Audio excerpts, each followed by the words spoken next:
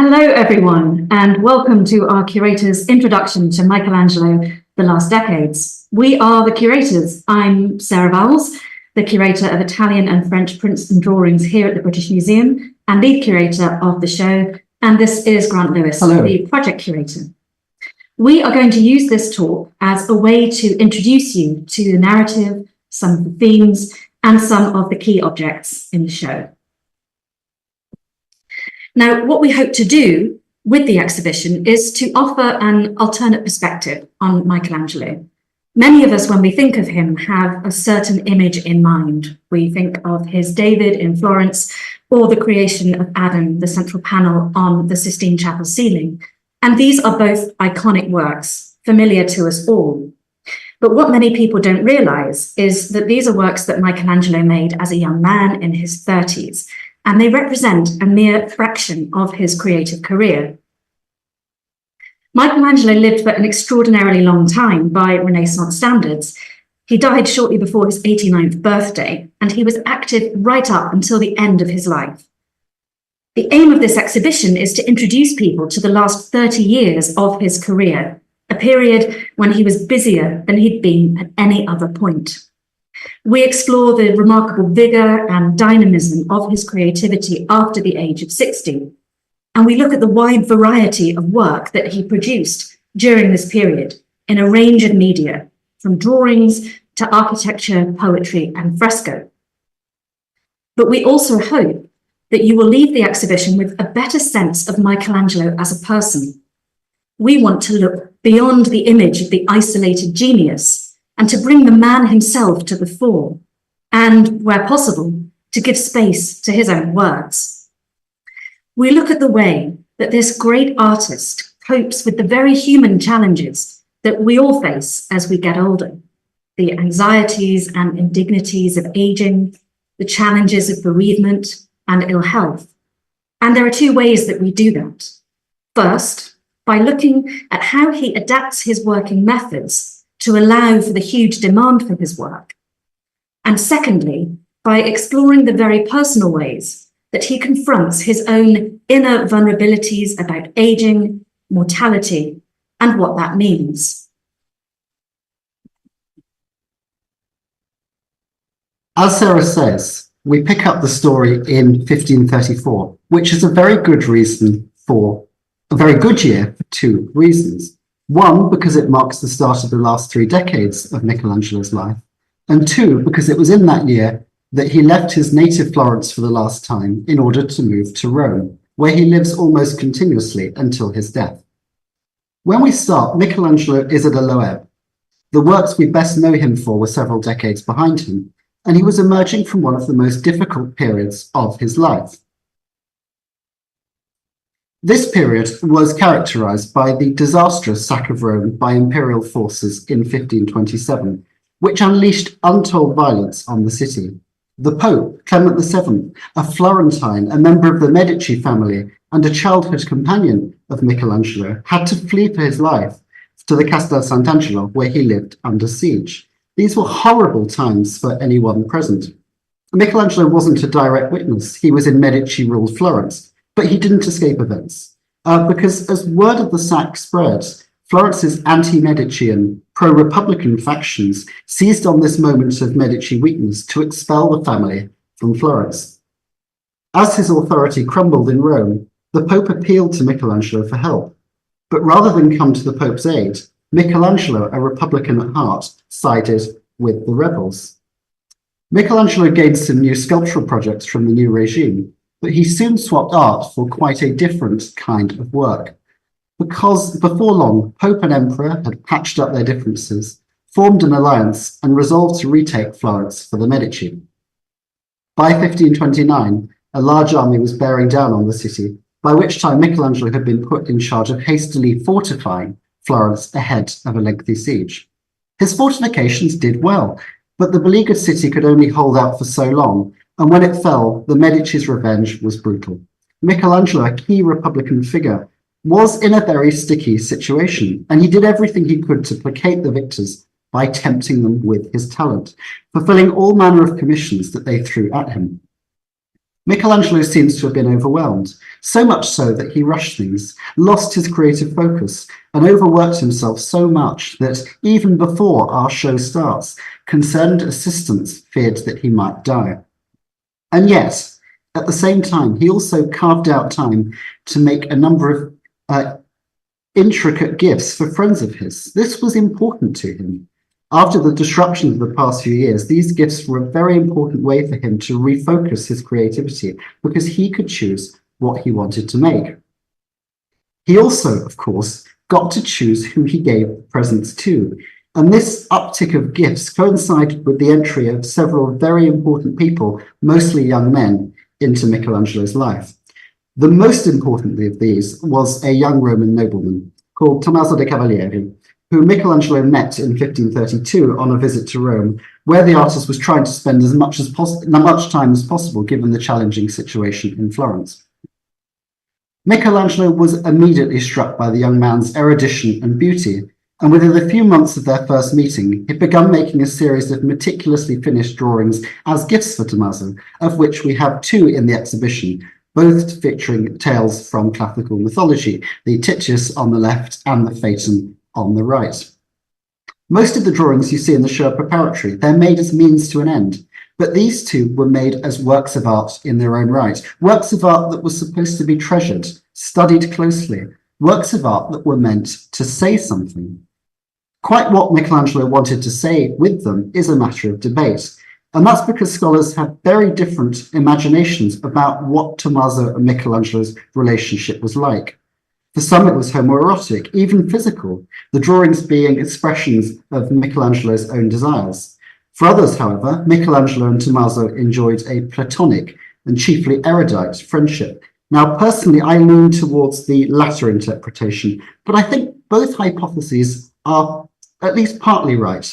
There's no doubt Michelangelo felt deeply about Tommaso, but I think this feeling was expressed in paternalistic ways. And I think that's reflected in the subjects of the drawings that we have in the exhibition, which are most straightforwardly warnings against precisely the sort of vices that young men have traditionally succumbed to. It's like Michelangelo is trying to wrap Tommaso in cotton wool to stop this most virtuous youth from falling for the sins of the world. With the Titius, who was condemned to have his liver pecked out, that vice is lust. Whereas with Phaeton, it's hubris. I shan't recount the whole story, but it is essentially ancient mythology's version of the teenage driver crashing their parents' car. We see Phaeton being punished by Jupiter, falling to his death in a tumbling chariot that's been struck out of the sky by the deity's thunderbolt. It's not pleasant stuff, and Tommaso was evidently meant to digest the story and all of its implications thoroughly and over time. We know that he pledged to look at Michelangelo's gifts for several hours a day, and Michelangelo made sure to design works that rewarded close, almost meditative viewing. The most obvious way he does that is the meticulous, almost miniature-like technique. The drawing's finish is beyond exquisite. It really pulls the viewer in. It makes you want to scrutinize every last detail. And as you do, you start mulling on the work's content.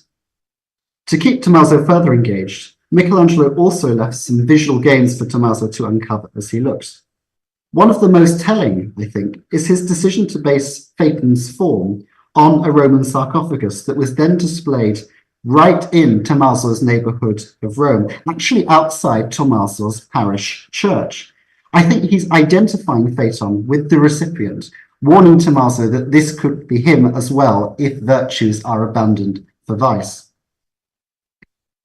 To make sure that the drawing and its messages really landed with Tommaso, Michelangelo involved him in the preparatory process, developing his design in line with Tommaso's wishes. With the Phaeton, we're very, very lucky to see this process in action, thanks to a fascinating survival here at the British Museum, a preparatory drawing for the composition, which Michelangelo sends to Tommaso for his approval, complete with a note at the bottom in Michelangelo's hand, asking Tommaso if he was happy with the image, because if not, Michelangelo would make another one. I love this detail. I love this vision of Michelangelo's courier ferrying drawings and replies between the artist and Tommaso.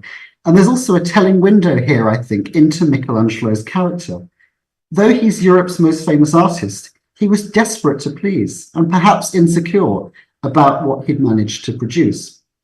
If he was, these insecurities were not widely shared, to put it mildly. Word of Michelangelo's creations spread quickly. Rome was a small place, and before long Tommaso was inundated with visitors coming to marvel at what Michelangelo had made for him. In turn, these visitors started commissioning their own versions of the compositions in rock crystal and here in bronze, and before long a series of prints spread the drawing's fame far and wide. One of these early visitors to Tommaso was Pope Clement, who, just as the Phaeton is being finished, mulled a new project for Michelangelo. A new fresco in the Sistine Chapel ceiling, intended as a sign that the papacy was back after the tumults of the sack, that was to adorn the altar wall beneath the ceiling that Michelangelo had painted 20 years earlier. This fresco was to depict the Last Judgment, the moment of Christ's judgment of all humanity. With its tumbling figures and punishing gods, it was compositionally quite similar to the Phaeton Michelangelo had just been working on. I think the Phaeton really does actually inform what Michelangelo does for the fresco, but the Last Judgment was on a wholly different scale. The finished fresco is over 13 meters tall, and there were hundreds of figures to plan. Figures, of course, that would have to hold up to the inevitable comparisons with Michelangelo's creations on the ceiling. Michelangelo's ideas inevitably developed slowly, and he was given more mulling time by delays and changes to how much of the wall he was actually supposed to paint, changes that often forced him to rethink the structure of his composition. For the exhibition, we've gathered together a group of drawings that showcase the lengthy process involved. This powerful drawing is one of the few scarce records we have of him planning the entire composition.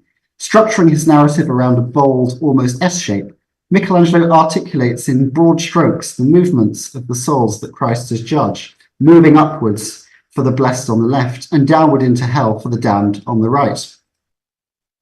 We also have drawings that show Michelangelo trying to unpick particular clusters of figures to understand how they fit into the broader narrative. Here's one of saints above a line of battling angels sending the condemned down to hell. A forceful solution, but one that Michelangelo continued to scrutinize until virtually no element of this drawing made it into the fresco unchanged. He really was thorough. Eventually, though, a plan began to emerge. And as Michelangelo began to turn his mind to painting, he made more detailed studies of the figures that would fill his narrative. A few survived, again, only a tiny fraction from what must have been a huge task with hundreds of figures. We have several in the exhibition, and they are among Michelangelo's finest, most forceful depictions of the human body.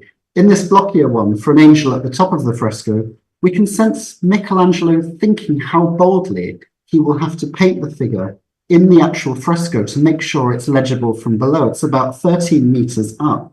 And we all even sense him thinking about the directions of his strokes ahead of picking up the brush.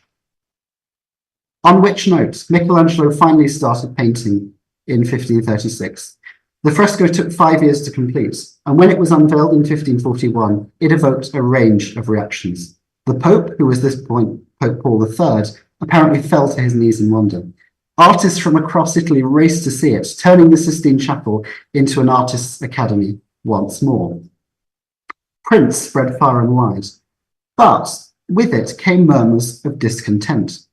Critics were troubled by some of its features, the wingless angels, the fact that Christ didn't have a beard, which made him look more like Apollo than it did Christ, and most of all, the fact that Christ and the saints were shown nude. Michelangelo had unveiled the fresco at an unfortunate time. Things that were probably more permissible when he'd started designing in the early 1530s weren't so acceptable when the fresco was unveiled. In the aftermath of the Reformation, the religious climate was changing fast. We'll talk a little more about that in a moment. And against the backdrop of growing conservatism within the church, criticisms continued to be made for the rest of Michelangelo's life. These criticisms came to chime with the views of some scrupulously censorious popes. And not long before his death, Michelangelo's friend Daniele da Volterra was commissioned to amend some of the more problematic elements and clothe the most offensively naked figures, earning him the unwelcome nickname of the Breeches Maker. Now, the drawings and designs that Michelangelo made for his friends were sparked by shared interests, and they were made in Michelangelo's free time alongside his commissions. So with Tommaso de Cavalieri, as Grant has said, those drawings took the form of classical myths and moral guidance, while those that Michelangelo makes for Vittoria Colonna, another close friend, have a markedly different character. Now, Vittoria is a really fascinating figure. She was a member of one of Rome's oldest and noblest families, and she was one of the most celebrated women in Italy at this date, renowned for her religious poetry and a correspondent of both the Pope and the Holy Roman Emperor. There are many supposed portraits of her, but for me, this is one of the most convincing. It's from Palazzo Colonna in Rome, and it's a 17th century copy of a lost 16th century original. And it shows Vittoria as she would probably have appeared at the time that she and Michelangelo met in the late 1530s, which was when her fasting and her self-denial was at its height. Now here she is shown as gaunt and ascetic. She's wearing both a widow's veil and a poet's laurel wreath. So it emphasizes her piety and her intellect, both of which chimed with Michelangelo, who was deeply devout and found in her a kindred spirit. She would come to exercise a profound influence on his own spirituality over the years. Now, let's put this in context. We are now in the 1540s, and in Northern Europe, the Reformation is well and truly underway.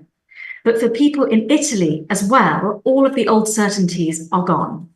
There's a lot of new doubt and anxiety about the big questions. And the chief question is, what do I need to do to go to heaven? Vittoria is a member of a close-knit elite group in Rome known as the Spirituali, the Spirituals. And they are centered on the figure of Cardinal Reginald Pole, the exiled cousin of Henry VIII of England, who was made a cardinal and in later years would become the last Catholic Archbishop of Canterbury under Mary Tudor. Pole and his friends believed that the Catholic Church did need reform, but unlike the reformers in Northern Europe, they thought that the Church should be reformed from within. And they also hoped to find a way to bring about reconciliation between Catholics and Protestants, which, as we know, was ultimately doomed to failure. So the Spirituali emphasized personal prayer and meditation as keystones of their faith, and they were particularly devoted to the imagery of the crucifixion as a symbol of Christ's sacrifice and the salvation of humankind.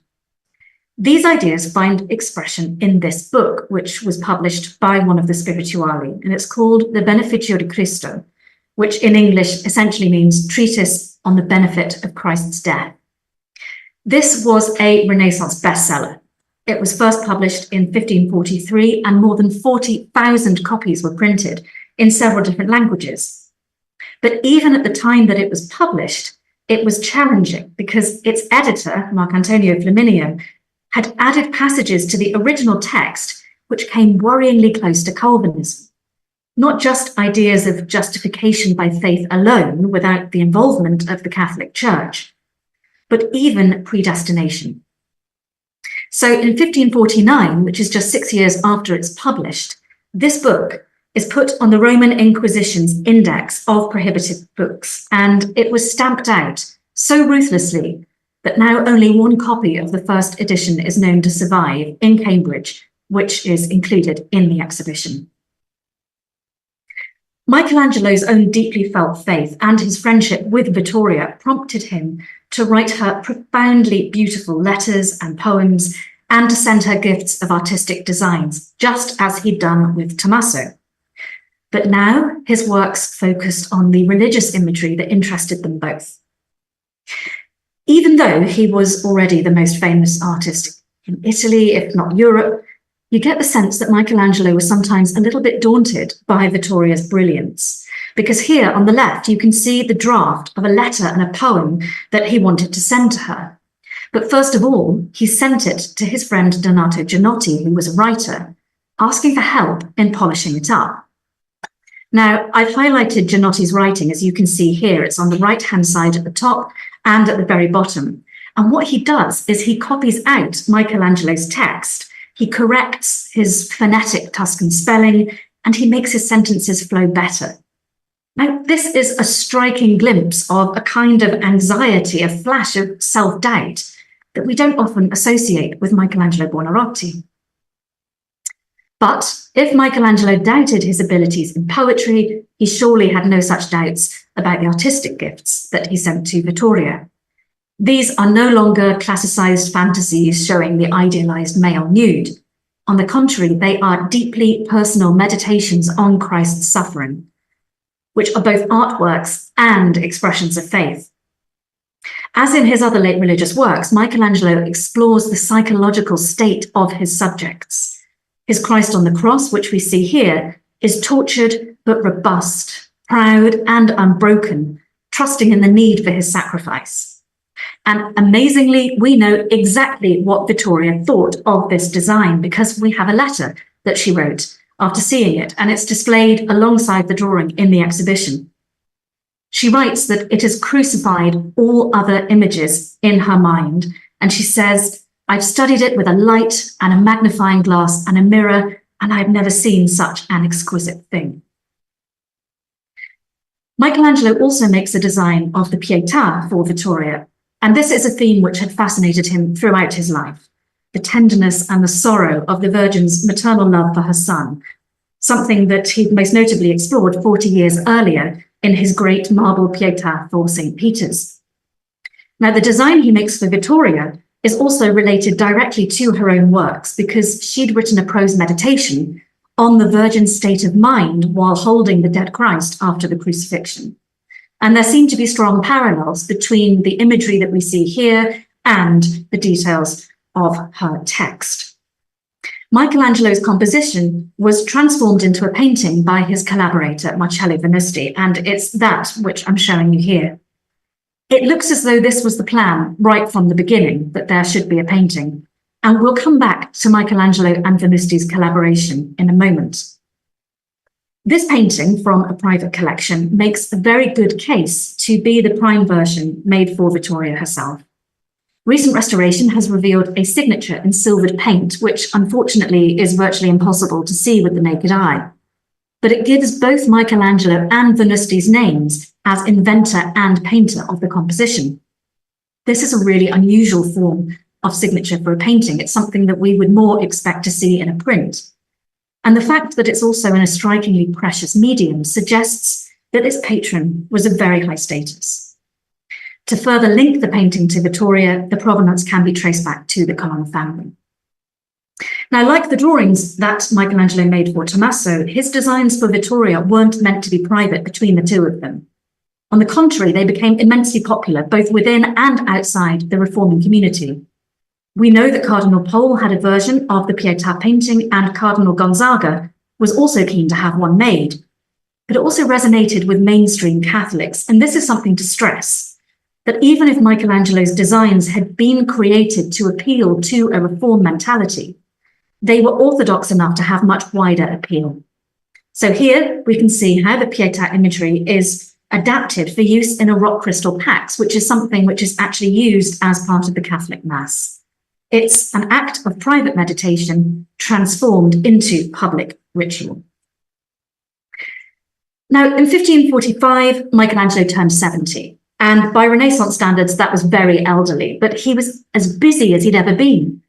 As soon as he finished the Last Judgment in 1541, Pope Paul III ordered him to paint some more frescoes in the Pauline Chapel, which is the Pope's private chapel next door to the Sistine Chapel. And I show some images of it here. These are the last of Michelangelo's paintings because fresco was a young man's game and it exhausted him. And besides, from the late 1540s onwards, his energies were being increasingly diverted towards papal building projects, as we'll see in a moment. But it wasn't just the demands of his work that made the late 1540s and the 1550s a particularly challenging time for him, because it was also a hard time emotionally. He lost several friends and family members in a very short period of time, including Vittoria Colonna, who died in 1547. And he himself was seriously ill twice in the mid-1540s. And to add insult to injury, he was also suffering again from what he calls the stones, probably bladder stones. And he writes at some length about the agony of not being able to urinate and the treatment that he had to go through, which prevented him from drinking his favourite Trebbiano wine, which he was not happy about. It's thanks to these letters, hundreds of which survive, that we get a really vivid sense of Michelangelo's personality. Most of the letters are to his nephew, Leonardo Buonarroti, who was the only male in the next generation back in Florence. And at around this time, Michelangelo was absolutely determined to get him married off so that the family line would continue. He gives Leonardo all sorts of advice in the letters, from investing in business and buying property, and most amusingly of all, what he should be looking for in a wife. Now, the search for the next Mrs. Buonarroti covers several years, and Michelangelo grew increasingly exasperated and wasn't afraid of being blunt. As you see here, as for beauty, he writes in this letter, you're not exactly the best looking young man in Florence, so I wouldn't worry about it too much.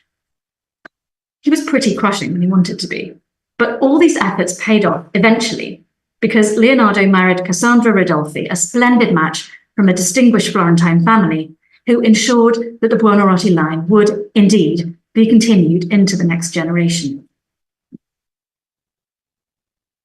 With both work and family weighing on his mind, not to mention his own mortality, how did Michelangelo manage the huge demand for his work? The answer was collaboration. This was especially true of panel paintings. As we saw with Vittoria Colonna's gifts, there was a widespread demand to turn Michelangelo's designs into panel paintings, and not just Vittoria's. Michelangelo was often being asked to provide pictures for other acquaintances, both in Rome and beyond. He was unwilling to do this himself. He was busy enough, and he also wasn't that keen on panel painting, and so he turned to others who could help. Michelangelo would provide the design, and another artist would develop the ideas into a finished picture. Michelangelo had done this before. He'd been doing it since at least the 1510s, when he made several designs for the wonderful Venetian painter Sebastiano del Piombo. But for the reasons we've outlined, age, demand, busyness, the collaborations increase in his later life. The process of collaboration also becomes more formalized. Michelangelo selected a series of go-to painters who he trusted to do justice to his ideas, authorized painters, if you will, who worked up his designs. One such artist was Daniele da Volterra, a good friend whose portrait of Michelangelo opens the exhibition. You saw it on the first slide. But seemingly the most available, most in demand of these collaborators was Marcello Venusti. Venusti is a big part of the show. We have 7 paintings by him after Michelangelo's designs. Looking at them, I can't help but think that Venusti was a slightly odd collaborator for Michelangelo to choose. His artistic training was some removed from Michelangelo. He was, in fact, apprenticed to Perino del Vaga, so someone who was very much in the artistic camp of Raphael, Michelangelo's old rival, and not Michelangelo himself, and his artistic proclivities were quite different from Michelangelo's. Venusti was at best on a small scale, not a large one. He delights in painting the intricate details Michelangelo stripped from his pictures, and he had a penchant for soft pastel shades absent from Michelangelo's work. But they say opposites attract, and collaborate they did. Michelangelo entrusted Venusti to paint altarpieces that Roman patrons had been desperate for him to provide. Venusti also made miniature versions of these works, and also lots of smaller pictures based on Michelangelo's designs. And it's with these works that he's really most at home. Here's one from the exhibition, The Cleansing of the Temple. That is the moment Christ drives the moneylenders out of the Temple of Jerusalem. I'm going to focus on this painting to give you a snapshot of Michelangelo's collaboration with Venusti, not just because it's my favourite, but because we're lucky enough to have a highly revealing group of Michelangelo's preparatory drawings for the project, which survive at the British Museum and are displayed alongside the painting in the exhibition. They make for a complex group. Michelangelo rotates the sheets and turned them over as he made sketch after sketch as he tried to refine his ideas. He also chops up the sheets containing his studies and reassembles them. After several goes drawing the composition, he made this study, drawn on a group of fragments of studies for the picture that Michelangelo had stuck together to make a new sheet. So we have earlier ideas being discarded, and yet they're also informing the new study taking shape on the same pieces of paper. This new drawing, the one we're looking at, is in most respects identical to the composition Venusti would paint. It's more detailed than the other sketches, and it's also larger. And this is the great thing about having painting and drawing together in the show. I realized that the figures in the drawing look like they're actually the same size as the ones in the painting. So we might think that this drawing was actually used to help transfer Michelangelo's design onto the panel that Venusti would paint. My guess is that it would be used to create a little cartoon, a one-to-one blueprint that would serve as Venusti's final reference. Looking at these drawings, we really get a sense of the sustained thought that Michelangelo put even into these designs. When we look at the painting, however, we also sense that Venusti was given a degree of license. If Michelangelo decided on the figures, Venusti seems to have been responsible for the backgrounds, devising this grand architectural setting towering over the figures, which gives this little picture a surprising monumentality. But I think we get a sense, above all, of artists who know their respective roles, who have worked out an effective division of labour. But as Sarah will now show us, not all of Michelangelo's collaborations are quite as easy to unpack. Yes, that is true. So at the centre of the show, both geographically and metaphorically, is the British Museum's Epiphania, which is one of only two surviving cartoons by Michelangelo and the only one to represent an entire composition. But when we use the word cartoon in this context, we mean a one-to-one, full-scale preparatory drawing for a painting. The name comes from the Italian cartone, which means a large sheet of paper, and the Epiphania certainly is that. It's a superb work. It's Michelangelo's largest surviving drawing at over 2 meters tall and almost 2 meters wide on 26 joined sheets of paper. It's normally on view here in the museum, but it's been undergoing conservation work for the past 6 years, since 2018, which has been funded by the Bank of America. And the exhibition is a chance to finally put it on public display once again. Now, the Epiphania is an enigma. We can't go into too much detail here, but if you're interested to know more about it, we're going to be doing an online event that's entirely devoted to it later in the exhibition run. For now, suffice it to say that we still don't really know who commissioned it or what the iconography means. We can identify the Virgin Mary in the centre, the Christ child between her knees, and the infant St. John the Baptist beside them, but there's still a lot of debate about who the other figures represent. It is a deeply odd iconography, and one that, as far as I know, isn't paralleled anywhere else. Whoever originally commissioned it doesn't seem to have been able to pay for the finished picture, because the cartoon stays in Michelangelo's own workshop, and it's still there at the time of his death. Although we don't know its original function, we do know that in the mid-1550s, Michelangelo lent the Epiphania to a pupil of his named Ascanio Condivi, who made a painting based on it. I very much doubt that the Epiphania was originally made for Condivi, who had no experience to speak of. It's far more likely that Michelangelo was offering him something that had been lying around the studio for a while, a kind of white elephant really, which Condivi had the chance to paint as a kind of personal project. Ideally, this should have been a calling card for his talent. Michelangelo probably lent it to him, because Condivi had put his name to a very favourable biography of Michelangelo, written in 1553. So essentially, it's the world's largest thank you letter. It's a chance to give the young Condivi a leg up at the start of his artistic career.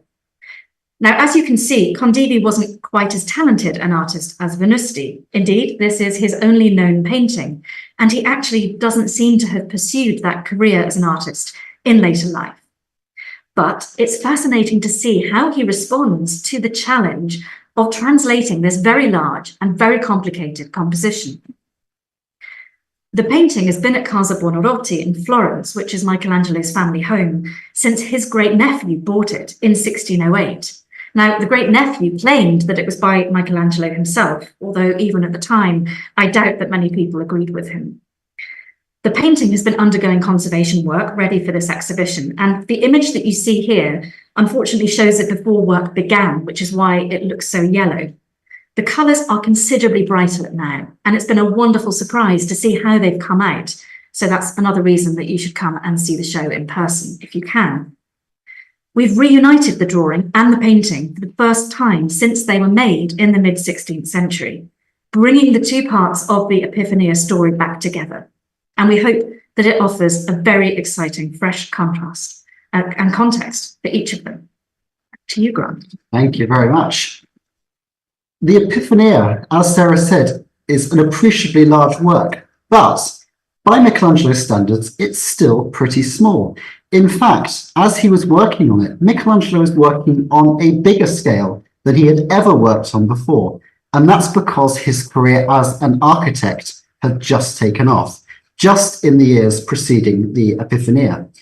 We don't always think of Michelangelo as an architect, and yet for the decades covered by this show, he spent more of his time on architecture than anything else. Things like the Epiphania, hard to believe as it is, were really side projects. Michelangelo had a complex relationship with architecture. He sometimes grumbled that he wasn't an architect, and it's true that he only started his first big building gig when he was in his 40s, and yet he'd known some of Florence's leading architects in his youth, and when big building projects were dangled before him, he went on manoeuvres to get them. He arrived back in Rome with a good reputation as an architect. But then, around 1547, so just as Vittorio Colonna dies, his architectural career expanded dramatically. The spark, so to speak, was the death of Antonio da San Gallo the Younger, the most prolific architect in Rome, who left several outstanding architectural projects that were swiftly reassigned to Michelangelo. The biggest, the most prestigious of these was the rebuilding of St. Peter's Basilica, the most important church in the Catholic world. But there were others, and before I turn to look at St. Peter's, I will just look at one more, and that was the Palazzo Farnese, the huge palace that the then Pope Paul III was building as a dynastic bulwark deep in medieval Rome. It's now the French embassy. Work on the palace had been going on for 3 decades. Michelangelo inherited a pretty thorough plan, but rather than seeing it through, he made a series of gentle yet impactful changes that really brought out the latent qualities of San Gallo's plan. The most important of these was to the inner courtyard you can see on your screen, which Michelangelo crowned with a refined, sprightly upper story. And we're very fortunate to have in the exhibition this extraordinary study for the windows lining 2 sides of this story. It's a drawing worth dwelling on because it really shows the qualities, the approach to architecture that made Michelangelo such a good architect. In a nutshell, this approach was to think outside the box. Michelangelo inherited a series of rules about how the component parts of classical architecture, your columns, your pediments, etc., should fit together. But rather than adhere to the rules, he's chafing at their edges, combining forms in novel combinations that create effects and moods that aren't possible with a strict adherence to the rules. At his best, Michelangelo conjures architectural forms that possess all of the dramatic power of his human bodies. And in the drawing, we see how he arrives at these forms as we watch Michelangelo layer proposal on top of proposal until he had taken his ideas to new places, making his window slenderer, making it a light touch to finish the courtyard, animating it with all sorts of details that bring the ensemble to life. You really sense that Michelangelo loved designing windows like this, and tellingly, he keeps this drawing close to hand for the rest of his life. He continues mulling over the solution he arrived at for the windows, and he also repeatedly used the back of the drawing to make sketches for other projects as his late architectural career, his Indian summer, so to speak, continued gathering pace. If we turn over the drawing, in fact, We find all sorts of thumbnail sketches that date to as much as 10 years after the Palazzo Farnese, sketches which testify just how busy Michelangelo the architect was, and the juggling act he was routinely performing as he worked for different patrons. I'll just run you through. If we look from the top right, we find a sketch for the staircase for the Laurentian Library in Florence. At point number 2, a proposal for a church for the Florentine community in Rome, more anon. Below it is a study for an arm, a very useful reminder of how intertwined Michelangelo's architectural works with everything else he's doing. And then at point 4, at the left, we have what is surely a study for the drum of the dome of St. Peter's. St. Peter's is the project that looms over Michelangelo's late years more than anything. It's the focus of his efforts, and quite possibly the project that keeps him going for so long. The building had a lot of significance for Michelangelo. It was in the old ancient basilica, the building that was being replaced, that Michelangelo had installed that Pietà that had dazzled Rome way back in the 1490s. It was also here, in the new building, that Michelangelo was supposed to install Julius II's tomb, the tragedy of his life, as he called it.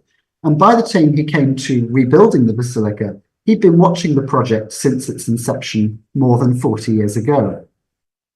When he takes charge, he inherits a design, the design on the left, that he doesn't like very much. Actually, he's deliciously rude about it. And so, against quite considerable opposition, he starts a new one. From the beginning, he builds just enough of each part of the structure to lock in his design, to stop his successors from changing his plans as he had changed his predecessors. But he continued to develop the finer points of his idea over the rest of his life. The print on the right may give some idea of his master plan, and certainly some indication of what was to be Michelangelo's most important contribution to the structure, the dome. The dome that was going to project papal power far into the Roman countryside. Michelangelo thought about this dome repeatedly and seems to have changed its mind about its form right up until his death. This beautiful drawing from Haarlem shows him thinking about the dome's shape and about the form of the lantern that was going to crown the structure.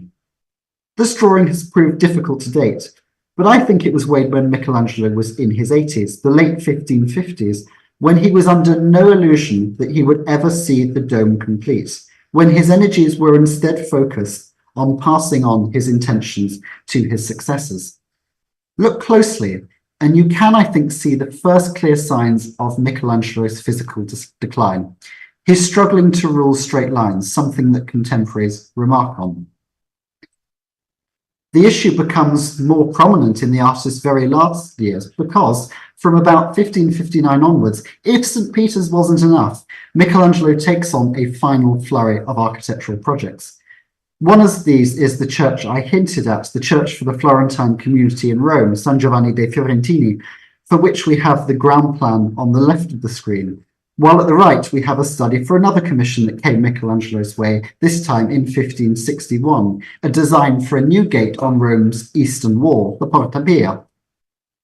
These are, hands down, some of my favourite things in the exhibition. They possess a force, a monumentality that derives from Michelangelo's ability to play void and mass off against each other, and they're also products of sustained concentration.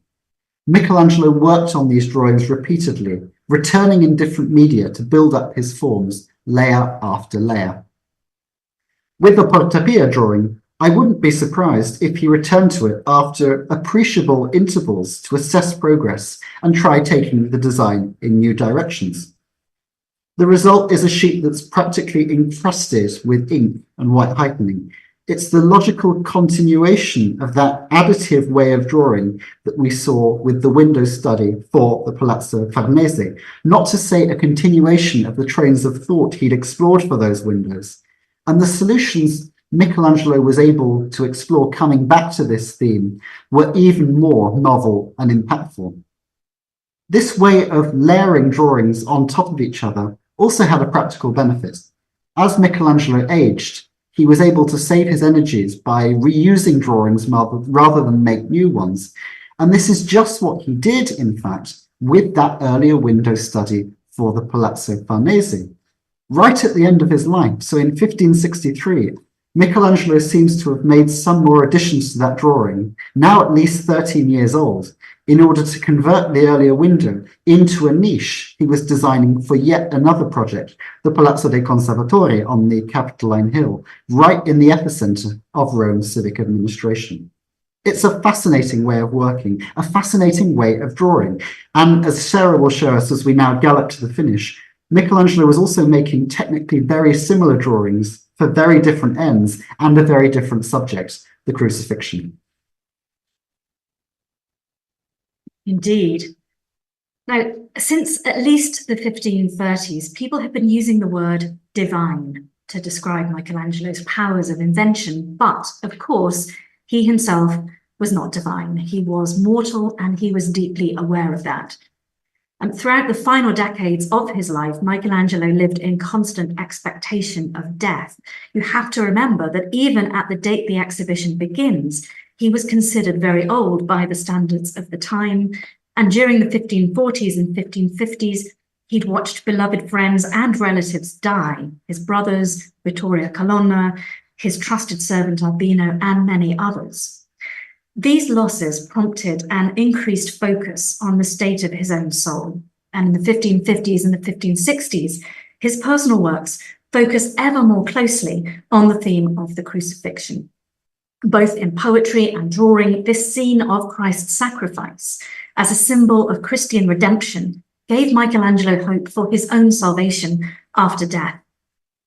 And in the last 10 years of his life, he creates a group of poignant studies of the crucifixion, of which we have 6 in the exhibition. I'm showing 3 here, and there was another one on the previous slide. And these sheets show him treating the act of drawing as a kind of spiritual exercise in itself. He's constantly returning to the same theme, using the working process to meditate on Christ's sacrifice and, in a broader sense, mortality and the possibility of salvation. Many of them have been gone over multiple times, like the Porta Pia drawing that Grant was just talking about, shifting the poses or the moods within a single image. Here it's the process, the contemplation, and not the result, which is the most important thing for Michelangelo. If we look at these drawings, we can almost follow the process of Michelangelo working through his own feelings about death. Sometimes, as you can see, the body of Christ is twisted on the cross. Sometimes he hangs limply. And consider the psychological interrogation of the 2 figures who flank the cross, the Virgin Mary and St. John the Evangelist, who sometimes press themselves up against the cross and sometimes shrink away in grief and despair. But Michelangelo's feelings weren't entirely grim. He was old and exhausted, and in several of his late letters and poems, he stressed that he was ready for the end.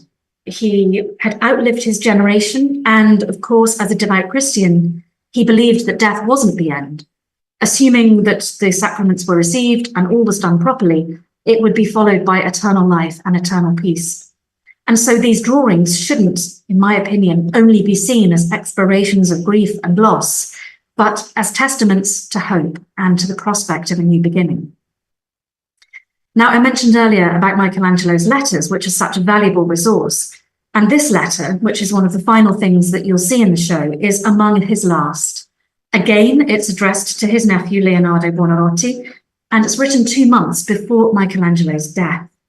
And Michelangelo is writing to say that from this point on, other people are going to be writing on his behalf because, he says, la mano non mi serve, my hand no longer serves me.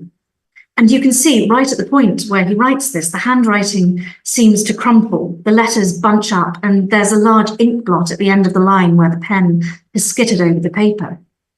He's 88 years old, and he's relied on his hands his entire life to create all of these magnificent works of painting and sculpture and architecture that we've been looking at. But now he's having to accept a new reality because his body is giving out before his mind. Another testament to that increased frailty is the more tentative, exploratory quality to his late drawings. Now, we've already seen that to some extent in the crucifixions that we were just looking at, but I think it's particularly visible in this drawing of the Virgin and Child, which must be one of the last drawings that he ever made. Compare it to the drawings that he'd made 30 years earlier for the Last Judgment, with their muscular power and the confidence of those lines. In the Virgin and Child, by contrast, the contours seem to flicker just out of his reach, evading his efforts to pin them down. The form is less concentrated, that's true, but its evocative power isn't diminished. And in fact, the emotive quality of that drawing is remarkable. It simply shows a young mother holding her baby. It's a completely naturalistic subject and something that Michelangelo would easily have seen around the streets in Rome or even in his house with his servant's wife and their children. But look closely and you can see that Michelangelo has changed the angle of the Virgin's head. She was initially leaning in towards her child, moving to kiss him. But in the finished drawing, she's tipped her head away, as if saddened and sobered by foreknowledge of his fate. It gives the drawing a poignant charge, and it displays Michelangelo's continuing mastery of the subtleties of emotion. It seems fitting that nearing to the end of his life, he is returning to that charge between mother and child, which he'd carved in marble in St. Peter's over 60 years before, and which had reappeared in his work in so many guises ever since. Now, Michelangelo no longer wrote letters in his own hand, but as he promised, he did continue to sign the letters that other people wrote for him. And at the end of this letter on the right, which was written on his behalf by Daniele da Volterra, we have Michelangelo's last signature. This is from 4 days before his death, and as far as we know, it's the last time that he actually held a pen. You can see how much his writing has deteriorated just in those 2 months. Now, in this letter, Daniele is writing to Michelangelo's nephew, Leonardo, to urge him to come to Rome and to hurry because Michelangelo has taken a turn for the worse and is asking for him. But Leonardo arrives too late. Michelangelo dies 4 days after this letter is written on the 18th of February, 1564, without ever seeing his nephew again. But when he dies, he is surrounded by his closest friends, Daniele da Volterra, Tommaso de Cavalieri, and others, and he receives all the necessary sacraments, which of course was so important to him. Now, as you leave the show, we want to remind you that the process of myth-making about Michelangelo is already underway. He's going to be remembered not as the frail old man that we've just seen struggling to write letters or to rule straight lines, but for his energy and his purpose and his genius. And here we can see one of a series of bronze heads of Michelangelo made not long after his death in the studio of Daniele da Volterra. Now, Daniele, of course, has cropped up quite a lot throughout this talk. He's the artist who made the portrait drawing that we saw right at the beginning, and he was also the breeches maker, the one who was commissioned to paint over the nudity in the Last Judgment, and he wrote that last letter to Leonardo Buonarroti that we've just seen. He knew Michelangelo very well and had for years. This bust shows him as a heroic, forceful figure. And in the exhibition, we've displayed it alongside a text that more than any other is responsible for creating the idea of the divine Michelangelo. And that's Giorgio Vasari's second edition of the Lives of the Artists, which was published 4 years after Michelangelo's death in 1568. Now, Michelangelo's last 3 decades demonstrated his ability, despite all the demands and the griefs of later life, to embark on some of his most challenging projects with a creativity fueled by decades of experience and self-knowledge. And the enduring power of that work lies not in heroic isolation, detached from the mundane frailty of human experience, but in Michelangelo's own emotional attachments and his spiritual doubt, which is transmuted by age and experience into raw, expressive, and endlessly inventive humanity. And we hope that you'll get a sense of that if you come to see the show.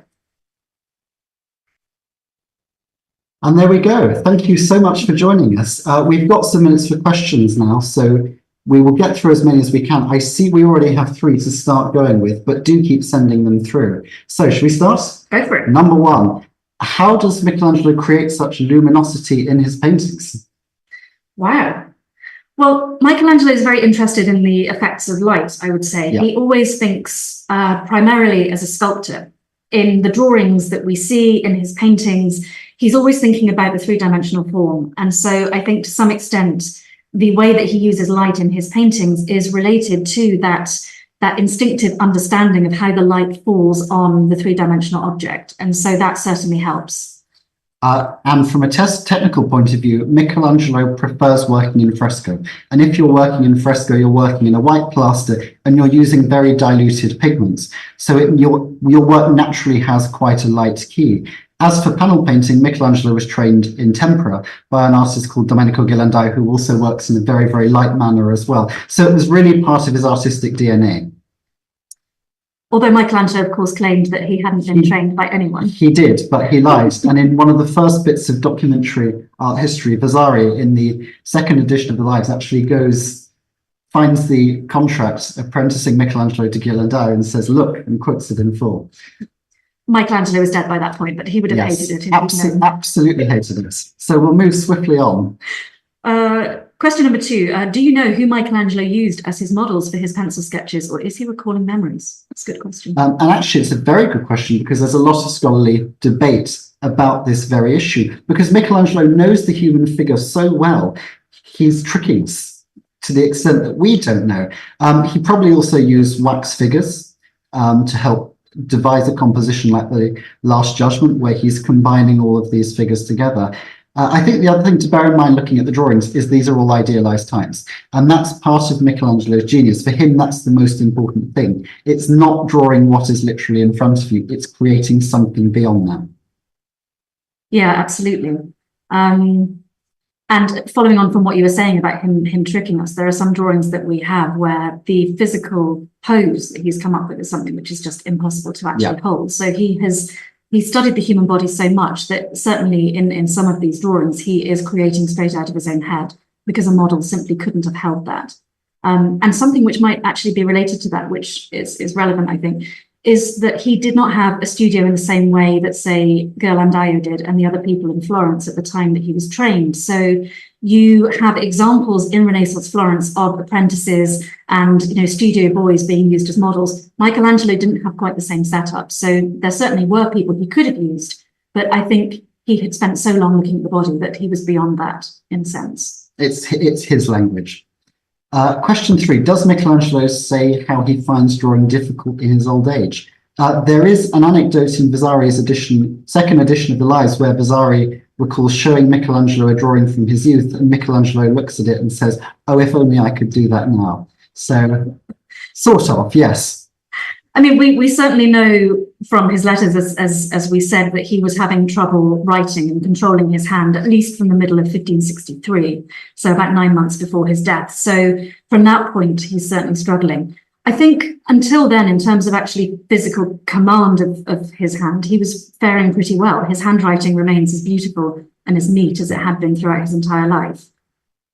Absolutely, absolutely. Question 4, yes. Can you tell from the style of his drawings the function for which they are made? Fresco, presentation, or sculpture? Absolutely, yes. Presentation drawings are immaculately finished. I mean, do come and look at the Titus or the Phaeton if you haven't seen it. They have a polish which is quite dazzling, frankly. As for the other drawings, he's so specific about how he's using drawings by this time. He's so on top of using drawing as a preparatory medium that sometimes you can even spot nuances in, for example, the Last Judgment, how he's drawing figures for different parts of the fresco, depending on how high up they are and how easily legible they are. So yes, all of these nuances are quite apparent. I would follow on from that by saying that the themes, however, are things that do translate between different media in his mind. So if we're thinking about the crucifixion that he makes for Vittoria Colonna, we have that in a drawing, but we also have a drawing in the exhibition where he is thinking about that same composition transformed into marble blocks, which he shows along with measurements of the blocks that would be needed. So he certainly tailors his drawings to their particular function, but at the same time, he has this incredibly versatile and flexible approach to the themes that he's working with. He can manipulate one drawing medium, particularly black chalk, in so many ways. It's really quite an extraordinary testament to his graphic abilities. We've got time for one more question, which conveniently takes us to the end of Michelangelo's life, and it's quite short. How long did he carry on sculpting for, or did he stop? Well, that's a very good question, because he actually carried on sculpting right up until the end. We know from a letter that about 12 days before his death, he was still tinkering away on a sculpture that he had in his workshop, the Pietà Rondinini, which is now in the Castello Sforzesco in Milan. And this was a block of marble that he'd had lying around for a long time, and he kept going back to it and changing it to the point that when you see the sculpture now, there's just a lone disembodied arm in part of it because he's whittled away the sculpture so much. And so from that sense, I think he's using sculpture in much the same way as he does the crucifixion drawings, as a kind of meditation. Now, to what extent he was actually sculpting and not tinkering, I don't know. We do in the exhibition have a very interesting small wooden crucifixion, which may or may not be by Michelangelo. The jury is very much out, but that also shows that, of course, sculpture doesn't have to be in marble.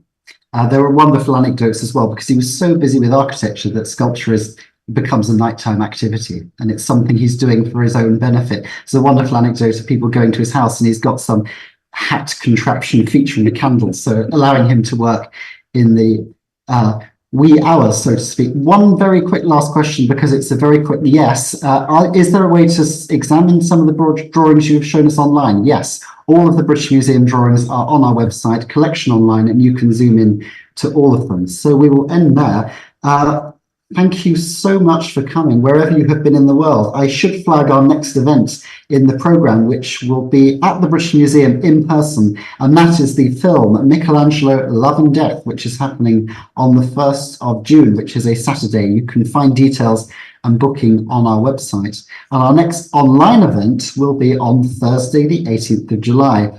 At 6:30 p.m. London time, featuring some familiar faces. It will be on Michelangelo, the Epiphania cartoon, and also Ascanio Condivi's painting. So following on from what Sarah was saying earlier, details will be appearing on our website next month. So I think that's everything. Thank you very much for joining us. Goodbye from the British Museum. Goodbye. Bye. Bye.